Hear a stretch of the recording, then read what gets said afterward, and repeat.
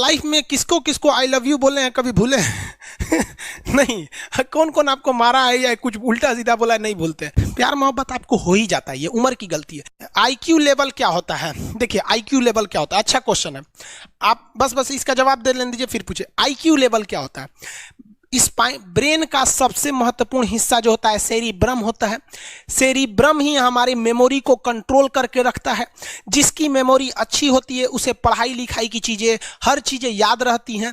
तो इसको नापने का भी कोई ना कोई एक यूनिट होना चाहिए ना। जैसे हम आपको गेहूं देंगे तो तुरंत ही उसको किलो में नापिएगा, चावल देंगे तो किलो में नापिएगा, कपड़ा देंगे तो मीटर में नापिएगा, गैस देंगे तो वॉल्यूम में नापिएगा, एमएल में नापिएगा, लीटर में पानी नापिएगा। उसी तरह से हम कितना देर याद रखते हैं इसको काटेक्स में नापते हैं। जिसका काटेक्स ज्यादा उसको कहते हैं कि ससुरा बहुते इसका दिमाग तेज है, यानी इसका आईक्यू लेवल ज्यादा है।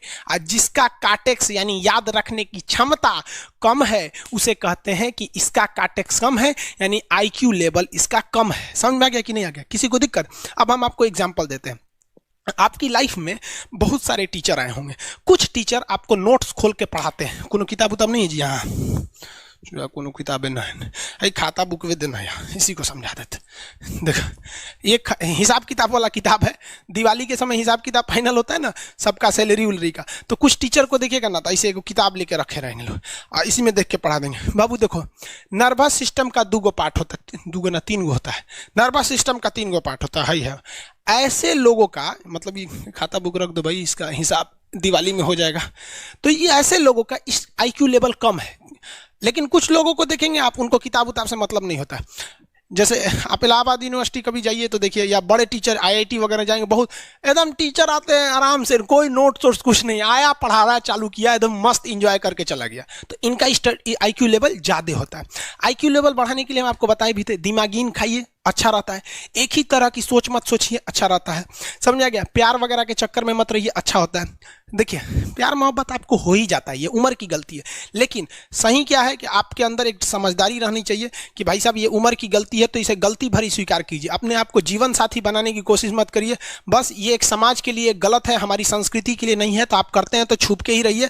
एक इस लेवल के रखिए कि भाई हमारी लाइफ अलग है, तुम्हारी लाइफ अलग है, तुम टेम्पोररी आए हो, नहीं तो इसमें चल जाओगे। लेकिन अगर ये प्रेम मोहब्बत में पड़ेंगे तो हाइपोथैलेमस एक्टिव होगा, पूरा नर्वस सिस्टम को चौपट कर देगा। समझ में आ गया कि नहीं आईक्यू लेवल क्या होता है? अब आप बताएंगे आईक्यू लेवल किसका अच्छा है? आईक्यू लेवल कैसे बढ़ाएंगे? तो याद रखिए आईक्यू लेवल बढ़ाने के लिए सोने से पहले का आधा घंटा बहुत जरूरी होता है। सोने से पहले आधे घंटे दिन भर में जितना काम किए उसको सुबह से रात तक देखते रहिए। एक बार रिवाइज मारिए कि सुबह उठे थे, ये किए थे, इसके बाद पढ़े थे, क्या क्या पढ़े थे, खान सर ये पढ़ाए थे। आप कहीं मैथ पढ़े होंगे, उसको सोचिए मैथ में क्या पढ़ाया गया था, खटाखट खटाखट।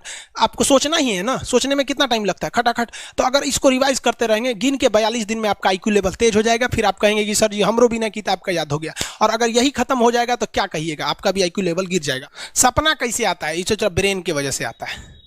थके नहीं रहेंगे ना, नींद अच्छी नहीं रहेगी तो सपना आने लगेगा, क्योंकि ब्रेन कभी रेस्ट नहीं करता है। टॉपिक भूल जाते हैं, मतलब आपके दिमाग में दूसरा टॉपिक चलता है।